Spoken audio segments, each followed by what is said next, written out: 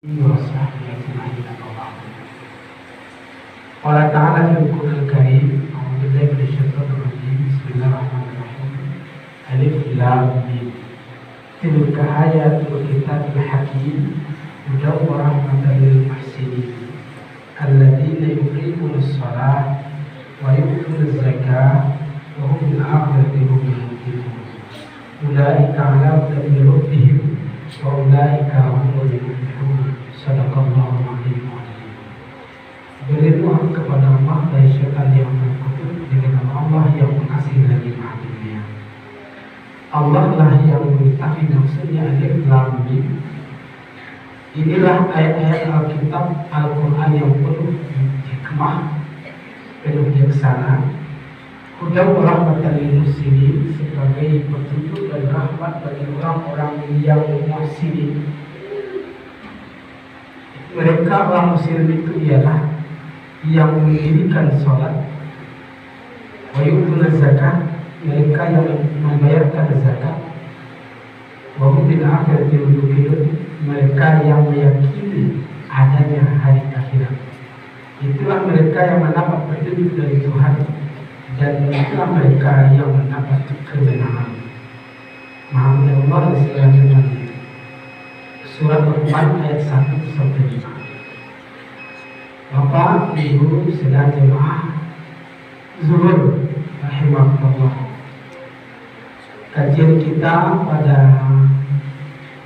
sore siang ini sebelum kita sholat Zuhur adalah ada 3 ciri, 3 tanda orang yang masuk kepada kelompok orang-orang yang beruntung. Kita tidak ada yang ingin hidup ini merugi. Pasti hidup ingin beruntung. Cuma saja keberuntungan yang kita cari itu mungkin agak berbeda ketika kita bertanya kepada pendapat orang. Dan termasuk pendapat orang itu adalah mungkin kita ya seperti itu pendapat. Mungkin saja menurut pendapat kita adalah orang yang beruntung itu orang yang banyak harta. Dan itu tidak salah benar, karena dengan harta kita akan mendapatkan apa yang kita inginkan. Kita membangun, kita ingin melakukan yang kita inginkan tentu dengan harta. Itu yang pertama. Yang kedua,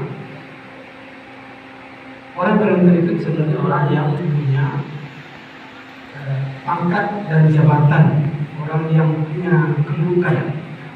Benar, karena orang-orang itu adalah orang-orang yang dibutuhkan dalam kehidupan. Tanpa orang yang punya jabatan, ada yang dibutuhkan itu tidak akan bisa terarah. Bisa jadi orang-orang yang beruntung itu, menurut kita adalah orang-orang yang punya ilmu, banyak ilmu pengetahuan, sampai bertanya apapun masalah bisa selesai. Namun Bapak Ibu, tanpa meringankan apa yang kita sampaikan tadi, tentu ada baiknya cari dari firman Allah yang Allah bagikan tadi. Menurut Allah, orang yang beruntung itu adalah yang pertama orang yang saleh. Orang yang salat yuqimu as-shalah. Yang kedua adalah membayarkan zakat, orang yang berzakat. Yang ketiga adalah orang yang beruntung, orang yang meyakini bahwa ada hari akhirat. Itulah orang yang beruntung Allah dan Quran. Lalu apa kaitannya dengan yang kita sampaikan tadi?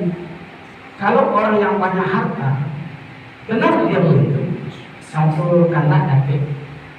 Cuman persoalannya ketika orang punya harta, apakah orang yang berharta itu mengakui bahwa hartanya dapat dari Allah?